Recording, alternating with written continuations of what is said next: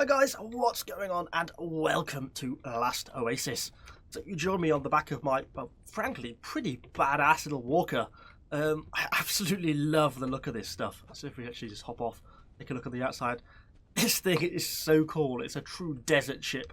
And yeah, for those of you who haven't heard of Last Oasis, this is kind of like the ultimate nomadic survival MMO type game, where, you know, it's a full world, open loot, full PvP world, so you can really be killed at any time. So I'm already fairly nervous. I'm not quite sure what that is in the distance. We maybe think about starting to get moving soon.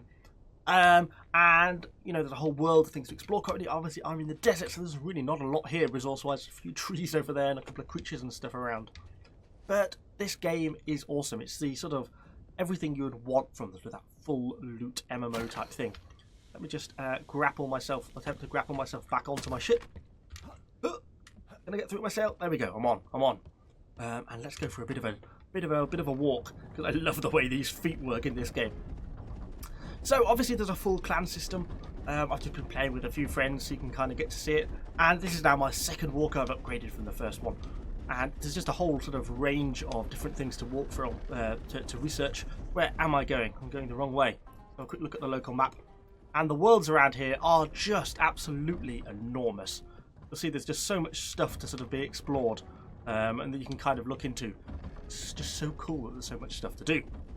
Obviously, as I say, it's a full sort of loot system. I think that might be another player, so I'm probably going to move away from them. You can easily be killed, your walker can be destroyed. You get certain benefits. You know, it's a lot like Rust in the sense that you can build bases. You can hide things in the holds of your walkers, and it's really kind of hard for enemy players to actually break into the hold, so it kind of lasts quite a lot longer. So most people won't bother going in and actually destroying the hull of your walker because it's not worth it for them. And you can kind of respawn on your walker. So once you get a bit set up, you sort of get this sort of mobile base. You can also build some sort of a rabid desert creature. You can also build sort of crafting stations on the deck of your walker. So the bigger the walker, the more crafting stations and stuff you can fit on. And then in effect, you know, you can basically build a base that travels with you. Really so awesome. And as you can see from the map, this thing is just absolutely enormous. And this is just one zone. You see we're down here currently in the Golden Reach issue zone. Each one of these represents a different shard. We're just on the content creators test at the moment, so a lot of these are pretty much offline. But when we go for full release on Thursday, you know, all these will be online. There'll be lots of different shards that people can sort of hop into. The game obviously has sort of a really big crafting system as well. So it's also really quite a complex crafting system. So I've managed to sort of hide myself in this little valley here, where we're going to have a little bit of a faff around with some of the crafting stuff. So there's obviously a whole things like workbenches and stuff like that. So for example, one thing is like these fiber working stations. We want to rotate this slightly. See where we're going to fit it on. Probably around this end would be better. Let's see how far forward and to one side we can get this, because I'm thinking that I'm going to want to fit plenty of other crafting stations and stuff on here. So let's just build that there. So then this allows us to do things like craft certain materials. So things like fiber weave are super important for us.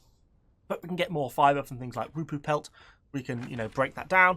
You see, you can queue things up. It has a certain cycle. You know, equally, if say I had, you know, hundreds and hundreds of rupu pelt, I could set a few of them off. And then while that's working, I can go and get on my machine and continue driving. And that's still doing its processing. So that's what I really see when it's like this mobile base. It really does, you know, just sort of keep working all the time. And that's really kind of cool how it kind of works in that way. But there's also a ton of like inventory-based crafting stuff. You see all the various supplies and gathering stuff I have in my inventory. And then as you level up, you can basically unlock with these fragments. These are what you get from killing some of the PvE people, or as well as killing other players and nicking them from them. And we'll take a look at some of the PvE stuff shortly. All the various other sort of equipment and creatures and stuff that you can build, given the enough resources. And then you can unlock more of that, because each one has all these sort of tech trees. Say if we go into the equipment tech tree, you can see there's just like a ton of stuff. For example, we have the axe, but there's also, you know, pickaxe, hammers, sickles and scythes and things, all of which are going to really end up, you know, helping and increasing the amount of resources you can gather. Because currently, you know, when you just start out, you're going to be gathering things just by hand. So for example, you know, you can go over here, and there's a little bit of stone on the floor, and you can just pick this up, and you get one stone and one wood. Well, that's not really going to get you very far when something like a walker like this is going to cost, you know, hundreds and hundreds of wood. So getting things like an axe is super useful, as well as sort of other equipment and stuff like that. as well as, you know, weapons and things to craft. Of course, I've now got myself some sort of nice bone club, which is also kind of cool, and I've got a bit of a backpack, which gives me some further kind of inventory space. Another thing you've got to watch out for is water. So one thing that really affects everyone in this game is water, or lack of it. Game trying to get up on your walker. So to do that, really, you're going to be needing to build a campfire. This is where you're going to do all your cooking. And I'm going to try and squeeze this one up front if I can. Hopefully, I'm not going to block access to my own harpoon, because I have got a harpoon at the front. Yeah, we can still get on and just about man my harpoon gun. Let me get back over the cooker if I can. There we go, to this side. So then for a cooker, obviously you're going to need just using this mostly to create water, but you can craft lots of other recipes. There are various potions and health potions, etc., stamina potions that you can create, but mostly you're going to be wanting it to create water. That's kind of its main use, that's its primary purpose. So I don't know if I've actually got any wood at the moment, which isn't going to help me massively. We've got some vines, some palm leaves, everything else. Everything but wood. I don't know if I've got anything in storage. No, unfortunately, I don't think I have. Let's head over to those trees over there then and gather some wood.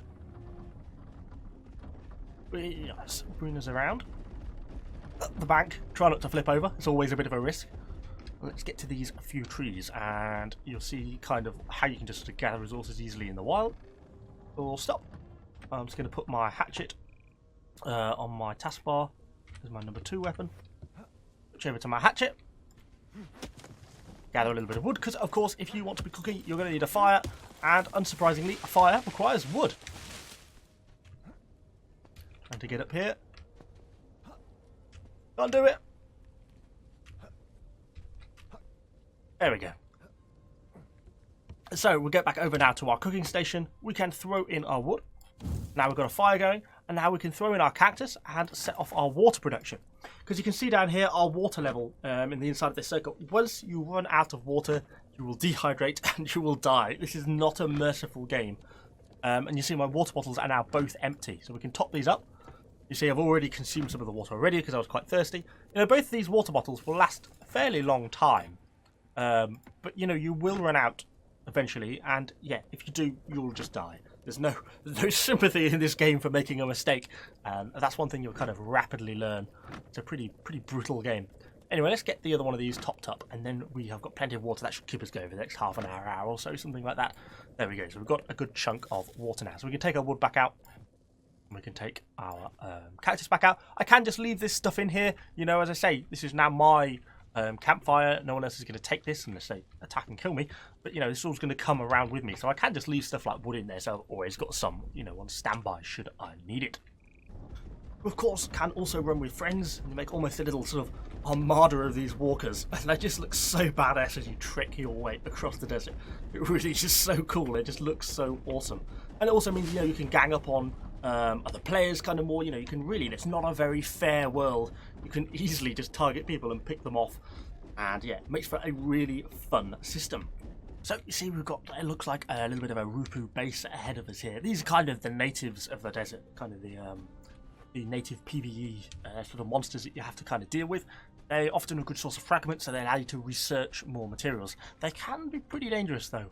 So I mean, in terms of the combat system, it's really like Mount and Blade. You know, it's a left, right, up blocking, and a left, right, you know, above swinging attack. So you have to block in the right direction, and you have to attack in the right direction to get around their block. It's just if you aggro multiple at once, it can get a little bit much. Let's see if I can try and drag this one onto me. Okay, we've picked up one. We'll try to keep a bit of an eye out for enemy players as well. And hopefully you'll see on these PvE guys, you actually get a block direction. So it's overhead, so we block. Just to the right, oh, he's actually just going for a raw. Block. Okay, he's just going for just overheads. Oh, ow, I was too slow. And then we can counter swing. And there we go. So fairly easy to kill, but you get an idea about how the combat system works. You do not get the directional indicators when you are fighting against other players.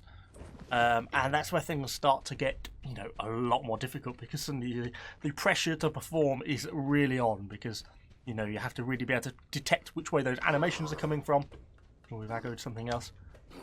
Some of them are okay, some of them are different levels. You see a shaman, this guy looks like he's going to be pretty good.